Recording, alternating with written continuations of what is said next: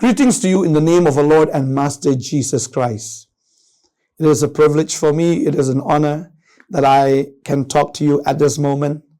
And I believe that as I talk to you, the Holy Spirit speaks to you. The Holy Spirit touches you. And I know that the Holy Spirit will transform your lives as you listen to His holy word. It is not my word, but it is the word of God that is speaking to you at this moment. I welcome you to our channel, Potternet Gospel Media Ministries channel, and I thank you for listening at this time to the Word of God. And I would like to take at this time from the first epistle of Peter, chapter 5, verse 6. The Word of God says, "Humble yourselves under the mighty hand of God, so that at the proper time He may exalt you." This is the word spoken by Peter. We remember the life of Peter. Peter was not a humble man. He was arrogant. He was proud. He thought that he can do anything by his own power and authority. He was proud when the Lord chose him. He thought that he can walk on water, and even he thought that he can defend those who offend Jesus. And there was a time that Peter spoke boldly to Jesus that he will defend him. And if Jesus goes to the prison, he will be there. And even if he goes to death, he will be there. The Bible says that when Jesus predicted about his suffering and also about his death, what did Peter say? We can read from Matthew chapter 16, verse 21. It says, "From that time Jesus began to show his disciples that he must go to Jerusalem, and after many things from the elders and chief priests and scribes, and be killed, and on the third day be raised." Jesus predicted about that future event that's going to happen. What did Peter say? What did Peter do? The Bible says, "And Peter took him aside and began to rebuke him, saying," see, Peter took Jesus aside and he started to rebuke Jesus. What did he say? He said, "Far be it from you, Lord, this shall never happen to you." See, he was so proud, thinking that he is strong enough to defend Jesus when anyone offends Jesus. He thought that he can protect Jesus. He thought that he can, help Jesus not go to the cross, not go to the suffering. And we see that Jesus rebuked Peter there, and then what did Jesus say? "But he turned and said to Peter, 'Get behind me, Satan. You are a hindrance to me, for you are not setting your mind on the things of God, but on the things of man.'" See, Jesus said to Peter, "You are under the influence of the flesh. You are thinking that you are strong enough. You're thinking that you have power. You thought that you can do with your own strength." Jesus rebuked Peter because Peter was proud in his flesh. He was proud in his own thinking, and Jesus rebuked him. There was another incident that Jesus and Peter had this encounter. When we read from Matthew chapter 26, verse 31, it says, "Then Jesus said to them, 'You will all fall away because of me this night. For it is written, I will strike the shepherd, and the sheep of the flock will be scattered. But after I am raised up, I will go before you to Galilee.'" This verse 33 says like this. This is what Peter said. Peter answered him, "Though they all fall away because of you, I will never fall away." He was so confident that he will not fall away from his faith.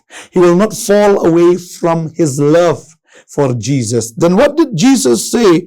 Jesus said to him, "Truly I tell you, this very night before the rooster crows, you will deny me 3 times. Before the rooster crows, you will deny me 3 times. See, Peter thought that He can defend. He will not offend Jesus at any cost. He will be with Jesus even unto death. He was confident of his own strength. He was confident. He was proud enough to say such things to Jesus. Therefore, after his real conversion, after the transformation, Peter understood. That's why he wrote this letter saying, and he counseled others. He wrote this letter to make people understand that we should always humble ourselves before God's mighty hand. We should humble. Being humble means we should depend on the Lord Jesus Christ. We should depend on the Lord for our strength. We should depend on His protection, on His provision, and we should depend on His salvation. We should humble ourselves before God's mighty hand. Because when we humble under God's mighty hand is enough to make us mighty. Therefore, when we humble ourselves before God's mighty hand, God will make us mighty. Therefore, he says in his letter, God will lift you up in his due time. Therefore, when we serve Jesus, when we serve the Lord will not lift us up immediately, all of a sudden. No, this is not the way of God. God will never lift up someone all of a sudden. He checks our character first. He checks our mind, our soul, our spirit, our thinking. He checks our behavior, our character. If we are humble, if our character is humble before God, if we are always, we have the spirit of humility and we humble ourselves before Him, which we depend wholly, solely to His power and His grace. Therefore, God, when He sees that attitude, when He sees us that we have this faith, that without Jesus we can do nothing, when we really humble ourselves, that is the time that God will lift us up. The Lord will not use us all of a sudden, but as we serve Him, the Lord is going to use us gradually, slowly, steadily, and He will lift us up. Because He wanted us to be the head and not the tail, the top and not the bottom. But we cannot be the head if we are not at the bottom first. We should always be at the bottom. We should always be at the feet of Jesus. We should not depend upon our flesh. We should not depend upon our strength, our ability, our capability, our wisdom, our understanding, but wholly depending on Lord Jesus and upon His strength and upon His grace.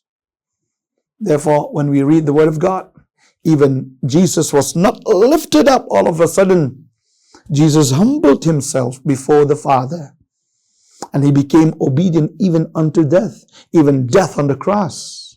And that is why the Father lifted Jesus up. We read that in Philippians chapter 2, verse 6 onwards. But the Bible says that Christ humbled Himself and He became obedient. He took the form of a servant, a slave, and He became like a human. What happened? He humbled Himself to the cross, even death on the cross. Let me read it from the Word of God. Who, though He was in the form of God, did not count equality with God a thing to be grasped, but emptied Himself by taking the form of a servant, being born in the likeness of men, and being found in human form. He humbled Himself by becoming obedient to the point of death, even death on the cross. Therefore, God has highly exalted Him and bestowed on Him the name that is above every name, so that at the name of Jesus every knee should bow in heaven and on earth and under the earth, and every tongue confess that Jesus Christ is Lord, to the glory of God the Father. Simple. We see that God lifted Jesus because He humbled Himself. Jesus humbled Himself under God's mighty hand, and therefore the Lord, the Father, exalted Jesus, where every knee will bow and every tongue confess that Jesus Christ is Lord. Every power in heaven and earth and under the earth, they bow down at the name of Jesus. Therefore, I tell you, brothers and sisters, if you want God to bless you, He will not bless you right now. The Lord checks your heart. If you humble, the Lord will lift you up in due time. Not now, not immediately, but in due time. Therefore, when we read from Job chapter 8, verse 7, it says, "And though your beginning was small, your later days will be very great." It's so amazing, right? If we start our journey with God, God wanted us. He wants us to be empty, to be nothing before Him, that we should be small in front of Him. And if we are small in front of Him, the Lord, the Bible promises, your later days will be great. Yeah, we know that in the later times, in the later days, God will make us great. Therefore, God is going to use you greatly in the days to come. He will use you mightily, that you yourselves will be amazed how much God blesses you, how much God anoints you. Remember later on, Peter, when he humbled himself before Jesus, remember he denied Jesus 3 times. And Jesus again asked him 3 times, "Peter, do you love me?" And Peter humbled himself before Jesus. And that was the time that Jesus anointed Peter. And when the Holy Spirit came on the day of Pentecost, Peter did not depend upon his strength, but on the power of the Holy Spirit. Therefore, when he preached in the day of Pentecost, 3,000 souls came to Jesus. 3,000 souls were transformed, and at that day, 3,000 souls were baptized and were added to the church. And the Lord used Peter mightily. What happened when Peter and John, prayed for the lame man? The lame man walked, and he went to the temple. There were around 5,000 people at the temple, and they all heard the good news. And 5,000 gave their life to Jesus at that time. So God, when He saw Peter humbling himself, God lifted Peter so much that at His word, at His preaching, 3,000 souls, another 5,000 souls, and how many more souls he won to the Lord, you can never imagine. Therefore, I tell you, if you want God to bless you, if you want God to use you, humble yourself before God's mighty hand, and He will lift you up in due time. To those who humble, the Lord will lift up. I would add also some more verses from the Bible to substantiate, to support what I am preaching right now. We can read from the epistles of James, chapter 4, verse 6. It says, "But He gives more grace. Therefore, it says, God opposes the proud, but gives grace to the humble." God opposes the proud, but gives grace to the humble. Therefore, when we humble ourselves before God's mighty hand, the Lord gives us much grace. And when we have the grace of God, everything that we do becomes successful. And also the Word of God says, verse 10, it says, "Humble yourselves before the Lord, and He will exalt you." So therefore, we have to understand, we are zero before God. We have nothing. We cannot do anything of our own. Jesus simply said, "Without me, you can do nothing." I would like to pray. Some of you, maybe you're feeling discouraged. You wanted to serve the Lord, but you feel that you have no power. You cannot even pray for, the sick, the people who need help. You feel that you're powerless, but I want you to understand this fact. If you humble yourselves before God's mighty hand, continue to humble, the Lord at His due time will exalt you. He will lift you up. I want to pray for you right now. Father, in the name of Jesus, I come at this time to bless your people, that you give them, Lord, the power, that when they have heard your word, Lord, make them to be humble. And as they humble themselves, and I know that, Lord, you will exalt them in due time. I pray for you, brother. I pray for your sister. The Lord wants to use you in the days to come, but He wants to see your humility, that you humble yourselves before Him.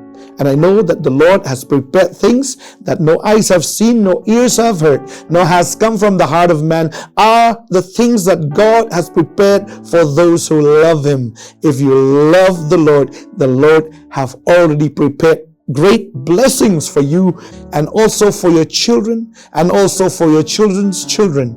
And I know that the Lord is going to bless you in the days to come, that He will lift you up, that He will use you mightily for the glory of God.